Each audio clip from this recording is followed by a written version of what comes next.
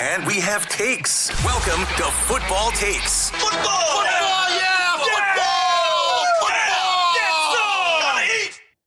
Welcome in to another episode of Football Takes. Weekend recap edition here. Phil Mackey, the sports dad Judd Zulgad, our producer extraordinaire Declan Goff, and our guy from Thor Talks Purple, college props extraordinaire Thor Nystrom in the house. Dude, you got your new setup. Your boom. You set the boom mic arm up. You are becoming a podcaster in front of our eyes here, Thor. It's pretty good. I love this. Good to be with you boys this morning. The development of Thor as a podcaster. Yeah, the cement is starting to dry. We still have a ways to go. I was going to say there's a lot of mechanical work, fundamentals to work on here, and here's what I think we should do it in show. Like let's not do it to this. Let's do it in show. In real-time feedback, they call it in corporate America, right? Arm up, arm down. Arm up, arm down. Closer, farther away. Closer, farther away. Shorter take. Wrap that take up, man. We're in the hurry-up drill. It's at the end of the show. Go quicker. So, hey, we appreciate this Football Takes channel has been live for, we launched it kind of in the middle of December, so a couple weeks here. And it's just a playground for all of us with Thor as a central figure every day on this show to give our takes on the National Football League, on college football, and even how you can maybe make a little money watching football, which if you have been watching or listening to on Apple or Spotify, the Thor College Props Extravaganza with Bainbridge and Froton.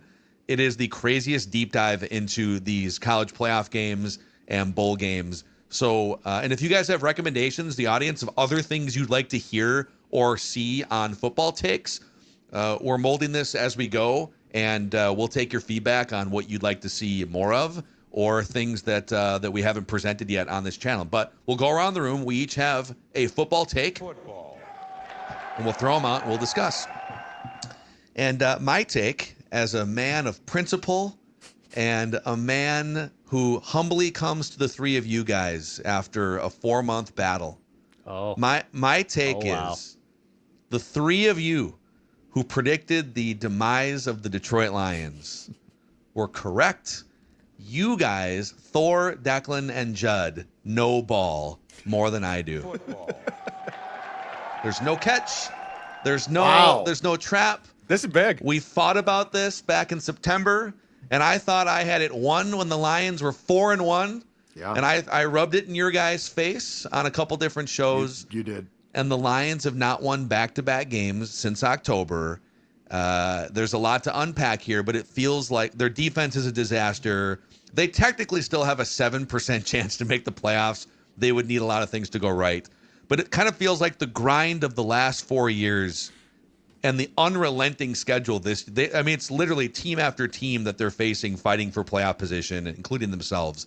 But you guys all before the season said, this team they're not making the playoffs. They're falling off the cliff. And I said, not so fast. You guys know ball. I do not. I come to you humbly and apologetically. Well, that is, you know what? That is very big of you, Phil. That is very big of you. You manned up. I appreciate that. I especially appreciate the fact that you did not bring up the fact that I crapped on the Bears and said, I don't think the Bears are going to be that good. Who knows? So thank you very much for just pointing out. You spent the whole offseason questioning people's Ben Johnson hype, and I was telling you it's warranted all the way. I crapped on the Bears too. I got no excuse there. So, but anyway, I'm glad we're just talking about things that we got right, Thorsky. Yeah, 100%. Yeah, we'll take this one, Judd, won't we? Because I had some bad predictions myself this preseason, but that one we'll take. And yeah, as a combination of the schedule with the Lions, and then of course having the new coordinators, and you sort of see the manifestation of it now. I do think they're one of the best 12, 13, 14 teams in the NFL. But just because of the combination of those two things, doesn't look like they're going to make the playoffs. Do we think, like, if you kind of zoom out to the big picture of the Lions here? So it feels like one of the great missed Super Bowl opportunities of the last 20 years in the NFL when you look at like their run here. And I I think there is a question about if they don't make the playoffs, is Sonny's it over? very upset, Phil. That's Sonny. He wants to say very something upset. about this. He's got Sonny's He had pissed the about Lions the out way of the the playoffs officials as well. trolled the He's audience Dan at the end Campbell. of that game. It's Dan Campbell upstairs. Dad, speaking of, trying to win some money, Dad took the Lions there when they were down 12, almost snuck away with a big plus victory on the underdog. I mean, Texton Thor wins over this last weekend, so he knows that's formula money. Okay, that stuff's No not college cheap, for Sonny so- now. Yeah, College is exactly. out. Tech school is in. Dex, were you throwing some formula at the TV when that ref was Oh, like, it's a God. touchdown, but the game's over and it doesn't count? After review, it's a touchdown for the Lions. Stands up. Oh, yes! Detroit's going Still crazy. No! Just right to the knees. Oh, come on. But That was epic. These Lions 2 years ago had a 17-point lead in the NFC Championship game over the 49ers. Yeah. Lost it. And then last year, they snagged the number 1 seed by beating the Vikings in Week 18. First round bye, home field throughout the NFC bracket. One and done. They get beat in the divisional round. It's there are, like, the Buffalo Bills are the George Washington on the Mount Rushmore of missed Super Bowl opportunities, losing 4 in a row. But, like, in the last 20 years, it's tough to find another. The Niners would compete, having gone to the Super Bowl twice, but just kind of feels like a big missed window for the Lions. Is it still open at all beyond this season? I suppose is the next question. Theoretically, but yeah, with the Bears having come up, the Packers, they pushed their chips in for the next couple of seasons. So I think next year counts well. We'll have to see about the recovery timeline of Parsons. And then the Vikings next year, you get the last place schedule. Or will they? Because the Lions are 8-7 now, and the Vikings are 7-8, and they play each other on Thursday. If the Vikings beat the Lions, we'd have a turn of events for the 4th place schedule. Even what a wild turn of events that would be. I know The It was Lions almost should unthinkable just 3 punt weeks that ago. game. I suppose with them being in the playoffs, that technically with that small percentage chance to rally in, Yes. they're not going to punt that game. But really, maybe they should. Yeah, because they're going to play before, like, the other things that they would need to happen. Yeah. I think would all come, like, after Thursday. So they're going to be playing as if they still have a chance on Thursday. If Max Brosmer starts, though, I appreciate the fact the Vikings defense is playing great right now and could have a good game here. But if Brosmer starts, which I fully expect, I don't know that you could punt that game unless it looked like you were honestly throwing that game. All due respect to Max. Seems like a great kid. But, I mean, I don't know. Yeah, Dan Campbell doesn't seem like the type of guy that's going to listen to anyone from the front office saying, Dan, it wouldn't be the worst thing if we lost the next couple games for draft positioning. He might kill you. Your last breath on earth if you said that to Dan Campbell. But they could, reconstitute things. They're going to stay viable the next couple of years. But yeah, it's just tough losing your couple coordinators, the tough schedule that they played, and they're going to have some tough decisions this offseason. Brad Holmes, he there was a lot of those draft years where I was criticizing his decisions, and he was right and I was wrong. But I do think he sort of doubles down on Brad Holmesy type things. And it's like, no, we don't need that position of need because I'm going to get another meat and potatoes guy. So like in this class, the example of that was the end of the first round. We all thought that they were going to take there. And he's like, no, I'm going to take interior defensive lineman run stuff for a guy. And this sort of stuff happens year after year. And I think some of that stuff, now when the margins have gotten tighter for you on the other side, some of those things you at premium positions, you wish you had maybe a little bit more, but it's tough to criticize Brad Holmes because of all the success he's had over the years drafting him. Did you guys take issue at all with the end game sequence there, the way it was? So we had the 2 OPIs. There was the initial one on Amon-Ra St. Brown catching that ball in the right front corner of the end zone, and I think it was Isaac Tesla, your guy, Isaac Tesla. My boy. Who got called for OPI, and that was a little bit more ticky-tack. I thought the last one on Amon-Ra, I thought that was blatant. Like he shoves. Yes. Was it Jalen Ramsey? Yeah. Yes. Just like shoves him at the goal line, turns around, catches the pass, and then I actually thought it should have been blown dead forward progress stop before the lateral over to Jared Goff. But the way that they it was a long delay, and they were clearly listening for help from New York City. The only thing I think they got wrong was that lateral should not have mattered because the forward progress should have been stopped. They just like allowed it to continue, and it muddied it even more because they scored a freaking touchdown off the lateral. And the reason why they don't allow you to run another offensive play, I think, is because, well, if you could continue to just like rack up penalties with no time on the clock, you would just like everybody would be holding, and then you score a touchdown and they call it back, and then everyone holds again and you score a touchdown, they call it back. Like the game has to end at some point. But did you guys have an issue with anything in that final sequence of that game? I didn't. The only thing that was strange was, and I'm trying to pull up the possession here, because at first what they had the one touchdown that was called back, but there was still like a decent amount of time left, or even where I was like, and the comments like, oh, this was a good idea, you got to go down there and score right away. It's like, well, wouldn't you want to like kind of milk some clock a little bit more? And then they had so many other opportunities at it, but with the penalties, the self-inflicting penalties, even before the last play of the game, I was like, well, now you really, I mean, you're sideshow bobbing on the rake every single time, each direction you go, you keep getting whacked in the head with your own doing. So crazy ending, but no, I mean it.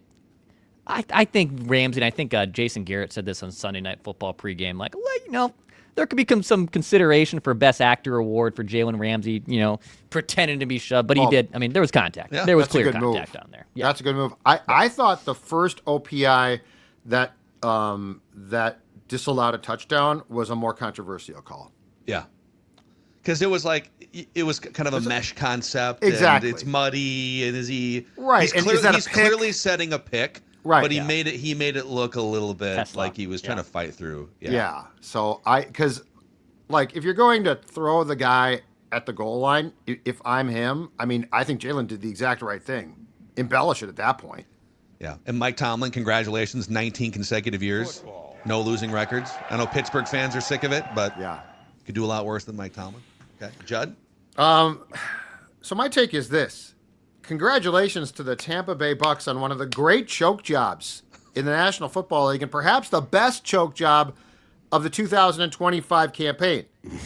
Let me take you back to Week 8, because at that point the Bucks are sitting at 6-2 they beat the Saints in an NFC South that is very, and has been for a few years now, very mediocre. Well, then the Bucks, they take a bye week. They're 6-2. Go enjoy, but don't enjoy too much. They come back and they have won 1 of 7 games since. And the first 3 losses were against good teams. I'll give them that, okay? But we now have consecutive defeats to the Saints, the Falcons, and the Panthers. And just the Falcons and Saints are combined 11-19. Baker Mayfield through his first 8 games, 13 touchdowns, 2 picks, 63.9 completion percentage, 98.1 rating. Now, he did get hurt towards the end of that, hurt his shoulder. But he has played 6 games since the losing streak started. He missed 1 game.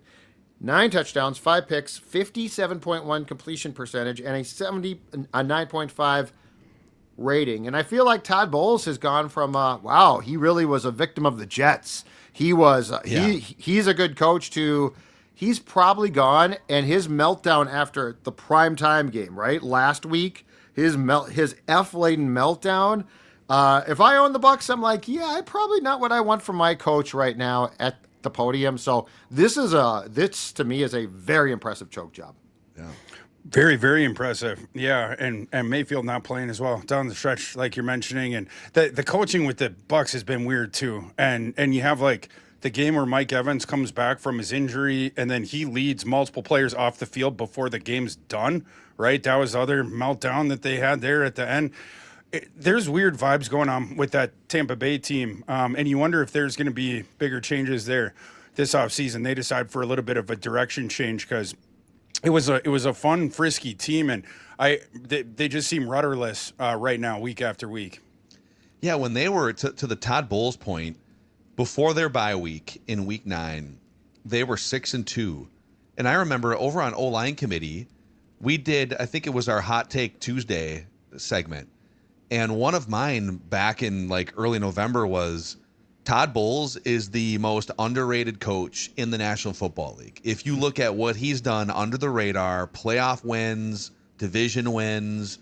Now they're sitting at 6-2 with a few tough games coming up. But like, if they can emerge from those tough games, you've got Arizona at home, New Orleans at home, Atlanta at home, loss. Well, they beat Arizona, but loss at the Panthers. The crazy thing is, they're still a coin flip to win the division in most measurements. Like I was looking at ESPN's FPI, so they're a game back of the Panthers, but they play each other in week 18. So I think the only way where that game doesn't matter is if, and this is possible, is if the reeling Bucks lose at Miami in week 17, which again, like entirely feasible and possible. And if the Panthers were to lose at home to the Seahawks, who are fighting for the number 1 seed in the AFC. Yeah. Or I'm sorry, if the Panthers were to beat the Seahawks, which would be tough sledding. But there is a good chance that those teams are playing each other. I feel like the Panthers are just such a more fun story at this point. It's a franchise that has finally kind of figured some things out. But I am shocked to see the Buccaneers collapse. I thought they were very solid up until 2 months ago, and clearly something has happened internally. Some people are speculating that Baker Mayfield going into the last year of his contract now might be unhappy there, but I feel like they're going to offer him a bag and try to keep him around. But that's something to watch there probably too. Got to make some kind of a change, though. Either way you cut it, that's not a team that scares you in the playoffs. I think going forward, so there is going to have to be they're going to have to make some kind of a significant change there. So if it's not the quarterback, It's got to be the coach. Like you can't sit and Zim try this, and it cost him too. You can't sit at the podium and F-bomb your players and basically say, well, I told them what to do. They bleeping, like to me, if I own a team, I'm like, okay, I think, you know what? You're probably a really good assistant coach. That's the last straw for coach. When coaches get to the point where they are that aggressively throwing players under the bus, things have probably been eroding behind the scenes for Correct. weeks and weeks. And now it's like boiling over to the point of no return. Unless you have so much credibility, if you're like an Andy Reid or like Tomlin's done it before, and you have like a decade of credibility, you can maybe step out and do that, and it doesn't ruin the locker room. But I don't think Todd Bowles is at that level of credibility where you can just do that. And the messaging, Definitely. though, I think the messaging, though, has to be careful then, right? Like it's done. It's you appear really pissed off, and you are, but you're also controlled pissed off. Like Bowles was just out of control. Like he was so upset, and it didn't have a point. Like he was just blaming the players. It's like, dude, they're not going to try for you. Like they're going to give up on you because they're not going to. You can do that in college. I feel like if you do that in the pros, you're probably cooked. Yeah. By the way, is this so on the Panthers end of it? So if they get in, they would make the playoffs after starting 0-2. The Chicago Bears clinched a playoff spot, and they were 0-2, right, to start the season. Mm-hmm. I'm trying to see if there's any other 0-2 teams. Were the Steelers? But like, No. what's the record for number of 0? The man. Texans. The Texans. Yeah, Texans got off to a real rocky start. 0-3. Oh, this is going to be a narrative in 2020. I can't wait till week 3 on First Take next season. This is going to be. How many 0-2 teams will make it? Oh, Are they man. disappointing, or are they just aligned perfectly? Is this, and there might be another one. We have if we sniffed around there, but when's the last time has it ever happened where 3 0-2 teams make the playoffs all in the same season? Maybe Dex can look that up. I'll look that up. I was for going to you. say, that sounds like a research project for someone. Thor, sling a football take. My take is that there's 2 crucial events that are occurring in the next 10 days that are going to have an enormous material impact on the way that the 2026 NFL draft plays out. Firstly, that is Oregon, Texas Tech on January 1st. And secondly, it's another game that's being played on January 1st is Indiana, Alabama. Those 2 games have, amongst those 4 teams, the 3 potential round 1 quarterbacks in April. In Indiana's Fernando Mendoza, of course, Oregon's Dante Moore, and Alabama's Ty Simpson. But whether in April we see 3 first-round quarterbacks or see 1 first-round quarterback, I think is going to January 1st is going to have a heavy say in that. And between the 2 outcomes, it is going to entirely change the way that the rest of the draft plays out. You know, it's kind of like the butterfly effect thing. Dante Moore is the big one that we're watching here. He was good against James Madison. He did have a couple interceptions, but he was throwing the ball really well, racked up well over 300 yards, had 4 passing touchdowns as well. You see the touch with Dante Moore. You see how comfortable he is in the pocket. I kind of think of him as like a Teddy Bridgewater plus from Louisville. Some people now, they might think that that's kind of an aspersion, but it's not. Declan just got excited hearing that one. Teddy Bridgewater is great at Louisville. And I think Dante Moore's got a bit more. Say again, Judd? Gloves? I mean, if you're gonna 2 gloves. If you're gonna make the Teddy comp, it's got to be with gloves. Yeah, it's the quarterback prospect where it's not the howitzer, but it's he has like a pitch for every occasion kind of a thing, and taking stuff off balls and the layers and different stuff like that. Really appreciate his game. And again, he looked good. But in November, we had the reports that Dante Moore was heavily leaning towards returning to Oregon. Now he has the one pretty solid playoff game, again, barring the 2 turnovers, but he was pretty good in that game. And now you go into a huge matchup against Texas Tech that has the best front 7 in college football, best pass rush in college football. If Dante Moore plays really well in that game and then Oregon goes to the Final Four, the fervor for Dante Moore declaring is going to reach a fevered pitch. I don't know at that point if he can go back, because I think at that point you will have punched your ticket into the top 5 of the draft if he hasn't already, right? But I do think that this is speaks more to his decision to come back than or to declare than anything else. And then the other game there, the Indiana against Alabama, lots of subplots there. Kurt Sidnetti, the Indiana coach, he was in a position assistant under Nick Saban at Alabama back in the day. Then he had to go down to D2 to start his head coaching journey. Now he gets a shot to take on Alabama. I think that's pretty hilarious, and probably rolls in that game. However, Ty Simpson, the guy on the other side, the quarterback on the other side for Alabama, going to be the guy to try to go get into a firefight here with Indiana. And Ty Simpson, a guy where he had been trending down for a month. After the first month and a half, 2 months of the season, Ty Simpson, that was a first-round quarterback. But then in November, his play falls off. He kind of got the plane out of a nosedive, and potentially we get back into clear skies here when he goes into Norman, Oklahoma, first round of the college football playoff, and the frenzied comeback that they had against Oklahoma in that game. Ty Simpson played really well, 18 for 29, 232 yards. 2 touchdowns, no interceptions. It was another game where Alabama did not have a run game. In that game, the Crimson Tide rushed 25 times for 28 yards. Oklahoma just totally shut out the lights on the run game. You needed the pass to win that game and to come back, because Oklahoma had started out with the 17-0 lead, and that's what Alabama and Ty Simpson end up doing. Ty Simpson goes away from his receiving core of the 3 NFL guys because Ryan Williams has been injured and hasn't been playing well. Finally just totally started looking away from him. Ryan Williams only had 1 catch for 5 yards in that game. Bernard, a receiver I like, he only had 3 for 40. Isaiah Horton had 5 for 65. But Ty Simpson goes down to a secondary receiver in Latsier Brooks, who had 5 catches, 79 yards, and 2 touchdowns. But Ty Simpson, the decision-making was back. The accuracy was back. He was playing with better timing. If Ty Simpson now, Indiana, you have a shot now. It's funny to think of Indiana as the Goliath and Alabama as the David. It's I can't wrap my head around it yet. And the fact that Vanderbilt was knocking on the door of the CFP playoff too. It's wild. Yeah, and Ty Simpson, if Alabama is David in this analogy, Ty Simpson is the one with the slingshot. Can he take down Indiana with the flick of his wrist there? And if he does, then I think Ty Simpson's into the first round, right? If you go in against the number 1 team in the country, the only undefeated one that we have in a neutral site round 2 CFP game, if Alabama's passing offense leads them to an upset victory over Indiana, I think at that point Simpson is going to have to declare. So this is where we sit now with this draft class. It could really easily teeter to just 1 first-round quarterback, that being Mendoza, or it could go to 3 real quick. And again, the way that the rest of the first round plays out after that, right? I mean, just think of this. We talked about this a couple weeks ago in this space on this show, where in the scenario where it's only Mendoza is the round 1 quarterback, whoever ends with that first round pick, if it's not a quarterback needy team, you're going to be able to hold an auction and get a war chest of picks coming back to you. But if it's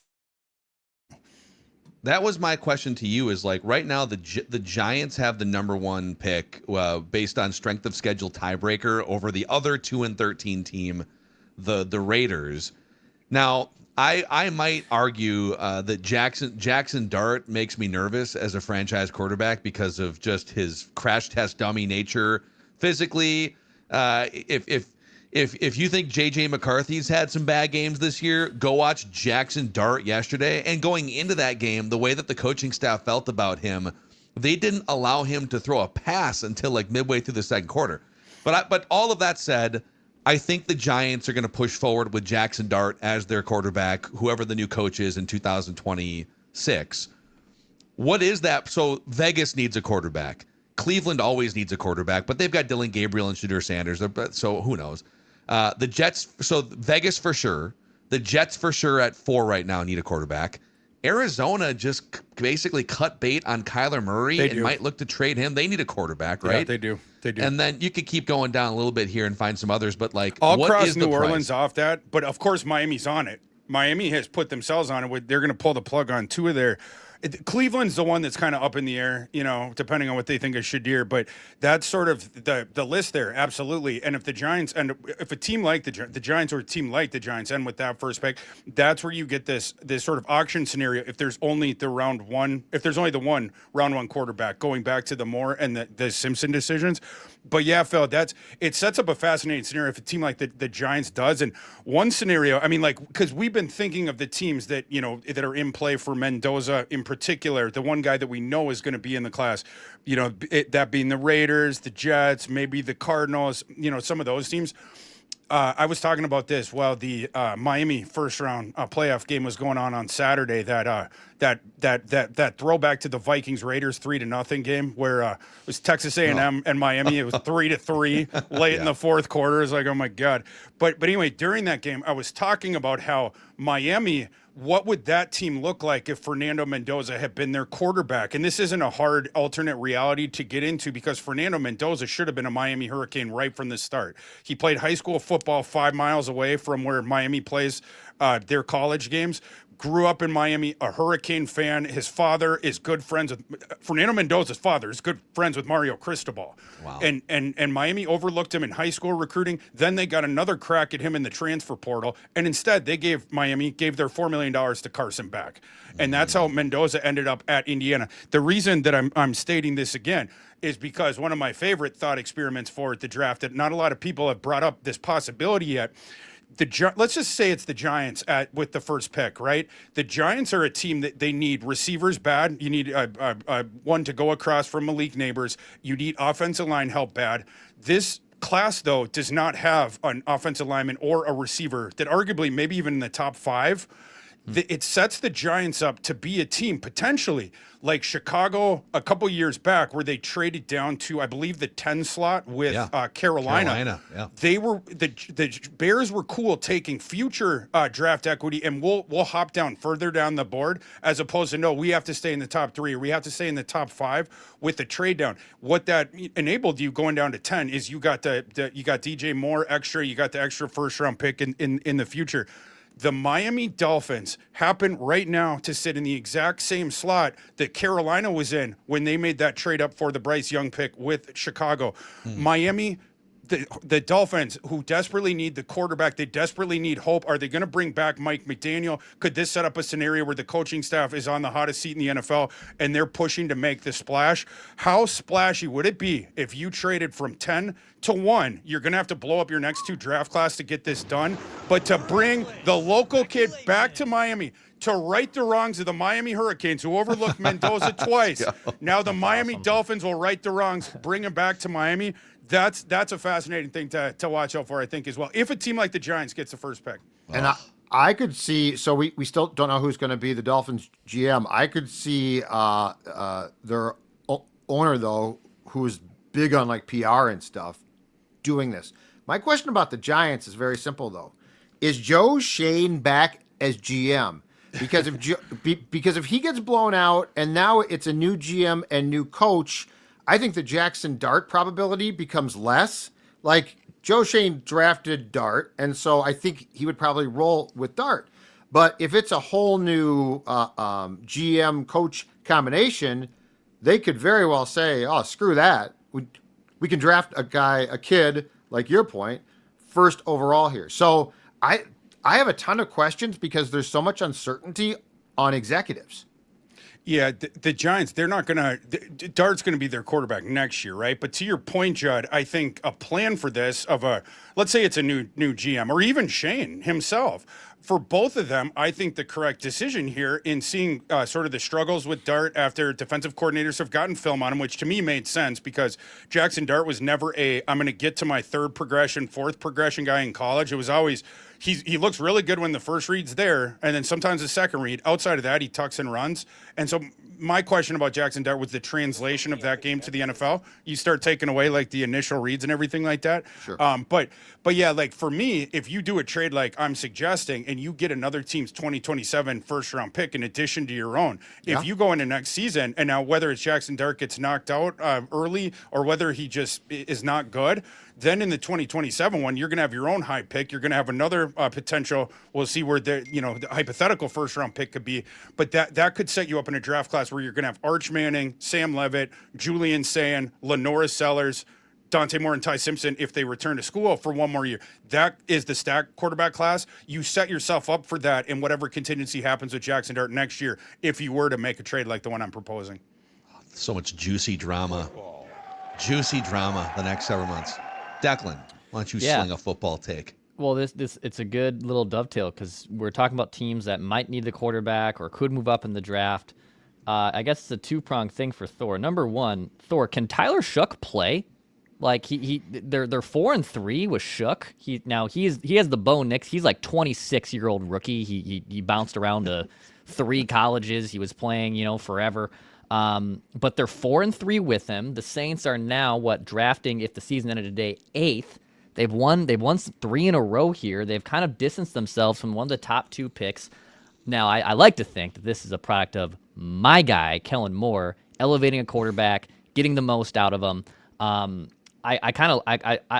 said at the beginning of the year I would buy the stock in the Saints as some of these bottom dwelling teams to bounce back in 2026. Now they've won some games with Tyler Shough.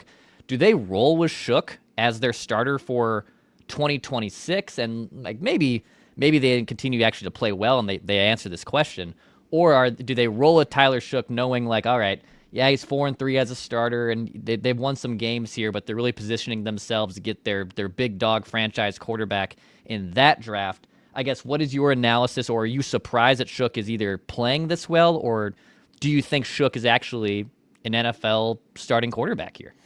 I do think Shough will be their starting quarterback heading into next year. The Saints is, he both got the opportunity to prove that he could be that with this audition here down the stretch, but he also through that he got the opportunity to play the Saints out of quarterback range in this quarterback thin draft class, and he's done so.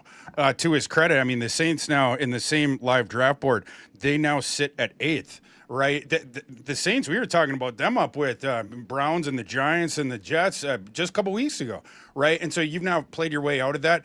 The Saints, I think it's a not the exact same thing, but that sort of thing we were talking about with the Giants of, you're not going to pull the plug on the young quarterback this season, but you could potentially set yourself up for the one following that. I think with the Saints, you give Shough 2026. You see what you have there. You keep building around him. The Saints, their roster, they were so capped out, and they're still they have cap issues. But as you get your books clean, and then you churn over your roster, you have one more year of that thing, and you see how it goes next year. If Tyler Shough next year proves that he's the long-term guy, that's who you're going to hitch your wagons to, great. If he doesn't, again, that 2027 class coming, the guy sitting at the top of it, Arch Manning. Right, and Arch Manning, that goes back to all this stuff with the Saints and the franchise and, his grandfather there, Archie. So it's another one where I think it's another franchise that makes a lot of sense for them to just go through the one more year and then see what you got. As for Tyler Shough, he's playing better than I thought he would, for sure. And they gave him a nice little runway, letting Spencer Rattler, start the season. And you mentioned, it's a guy who's older. It's a guy who was in college, played at some big-time programs over his time, played for some really good coaches. It's Oregon, Texas Tech, and then played for the most underrated quarterback whisperer in college football, in my opinion, and Jeff Brom at the very end there. And Brom got him back on track. It's a kid who always had the physical ability. He's huge. He has a good arm, could throw from all kinds of different arm slots, and he's athletic. In college, he was missing Mr. Glass. It was a season-ending injury every single time, and then it was a guy where it's another guy where if you can take away his initial reads, then you can get pressure on him. It's a guy where the decision-making hasn't always been there for Tyler Shuck, but Kellen Moore, through the really clever play caller, you're amplifying a kid's strengths and sort of mitigating his weaknesses. And when teams get more film on Shuck, how do they end up adjusting for that? But I think that's stuff that we'll see play out next year, and the Saints will justifiably give Shuck one more shot, one full season to be the starter to try to prove that he can be the long-term guy. Here's a Saints take off of Declan's Saints takes. Didn't realize we were going to get deep into the Saints takes here, but here we are. It's great. Football takes. The New Orleans Saints are favored. They've won 3 in a row. They're favored by 2.5 on the road against the Titans, who are showing a little bit of juice. Mm-hmm. But the Saints are favored to beat the Titans. And then the Saints get the Falcons in the last week of the last game of the season. The Saints are going to finish with a better record than the Chiefs. If Chiefs, yeah. We're down to their third quarterback. Great. They just tore another ACL out with Gardner Minshew. Yes. If the Saints win these last 2 games, they are favored. I don't know if there's like a look-ahead spread to the Week 18 game against the Falcons, but like they could easily win both those games the way that they're playing right now to get to 7-10. And the Chiefs are just sputtering at 6-9 right now, getting housed by the Titans. They're on their third. Everyone's just, it's a wrap in Kansas City. They're playing the Broncos on Christmas, who are going to decimate them. And then it's at the Raiders in Week 18, and who knows what happens there. But that's something fun to watch. Before we say goodbye here real quick, football. I just want to congratulate our guy, Thorne Eistrom, for one of the great backdoor covers in the history of college football. Were you holding a plus 20.5 ticket for James Madison? Yeah, 20.5, 21, with Madison, yep. And late in the third quarter, Judd said that game was over, by the way, at halftime. Well, it was over. It was over from a straight-up standpoint. The game itself was done before the kickoff, but for those who like to invest, very savvy. It was 48-13 late in the third quarter, and James Madison, for all of the plus 20.5ers out there like Thorne Eistrom, dug deep, found some courage, and they come roaring back to only lose by 17 points. And Thorne Eistrom and company give up 51. cashed the 20.5. Yeah, way to go, Thor. Way to go. Nice job. It's exactly how I drew it up effort. in the handicap. Can I point out the power of football as such, that ESPN and Disney sub-license some of these college football playoff games. In this case, sub-license to TNT, right? Yeah. So TNT took and paid for good money the Ole Miss Tulane game and the Oregon James Madison game. Like literally, they were wandering around. TNT found these games in the street. They were tossed to a curb. It's like, put them out with the garbage. And they're like, oh no, we want these games. This is the power of football, boys. I had a great time on TNT that night watching James Madison, that frenetic comeback at the end to bring home the against the spread win. I love you. You You are really ill in a good way. And with Judd, all not due only respect. that last touchdown, they get the 4 touchdowns at the end, so then they end up at the backdoor cover there. But on the last one where they got in through the back door, Alonzo Barnett, the quarterback for James Madison, scored that one. We were all holding Alonzo Barnett anytime touchdown tickets too. It was incredible. It's the incredible. drama. It's literally 51-26 with a minute to go, and Thor and his fellow sickos sitting on 20.5 tickets and anytime touchdown tickets for Alonzo Barnett. I love double anytime cash touchdown tickets. Oh, we were on the edge of our seat, and when Barnett, he gets a snap and he just rolls forward into the end zone. It was, oh god, the celebration and many homes confetti around falls America. from Thor's basement living room ceiling tiles. Yeah, the James Madison fans on Twitter, they were writing to me and congratulating me, and I think they were cool with the moral victory, and I was, of course, happy with a victory that brings cash back. So clearly, it was a great time. Yeah. And you guys didn't want Notre Dame, huh? Yeah, y'all learned your lesson. Yeah, exactly. Now you've driven my guy to the New York Giants job probably too. Who's the next? Okay, if that happens, Thor, before we go, who's the next Notre Dame coach? Oh gosh, that's gonna restart Lane the whole Kiffin. thing. Oh god, yeah, I don't know about Lane Kiffin will be like, oh, no, Notre Wake Dame. up the echoes, everybody. Brian Kelly coming back? That's the one God. that I think that would freak out the Notre Dame fans. I don't see that one happening. Brian Kelly did a good job tarnishing his reputation a little bit. That's an interesting one. Urban Meyer, let's do it. A lot of the attractive head coaches that didn't leave already, they're the ones that came out and were like, oh no, I'm going to reaffirm my commitment. You have like the Kalen DeBoers, you have the Kenny Dillinghams. It's hard for those guys to go back on it if Notre Dame now is like, hey, Kenny Dillingham, you interested? Right. What are you going to do now a week after you told your alumni base you signed your extension? Kalen DeBoer, the same thing. I don't know who Notre Dame would go after at that point. It's a really interesting thing to think. And who's Michigan going to get, right? Like that thing's dragging on as well. And you wonder, does that have to do with an NFL guy? But with Michigan, I don't think they can hire Minter because Minter was a part of the coaching tree that I would think that Michigan wants to move past right now.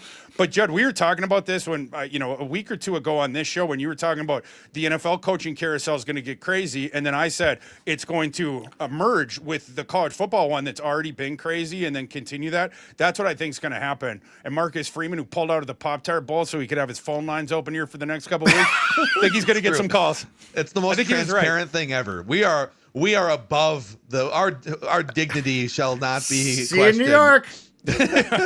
So on those two jobs, assuming the Irish job opens, doesn't it make more sense now to wait for the pro cycle? And I get there's recruiting and portals and all that good stuff, but doesn't it make more sense now to pursue from the pro pool that's going to come up? Potentially, yeah. I mean, you see who's out there, I don't know if that's what Michigan's doing as well. But yeah, like the college attractive options, a lot of them have already come out and said, I'm going to stay. So it makes it really tricky there. Can you hit a grand slam with someone that hasn't done that's still available? Right. That makes it tough. Michigan, they're getting closer to where I might just, the guy that they have, Biff Poggi, might just make him the interim for a year. And then you're at the head of the class for the next one. I don't know if that's as viable for Notre Dame, but Judd, to your point, some of the deposed NFL guys or maybe an NFL coordinator that wants to come down and get a shot with a big program. But yeah, all that stuff's kind of up in the air right now. Where's John Gruden? Barstool.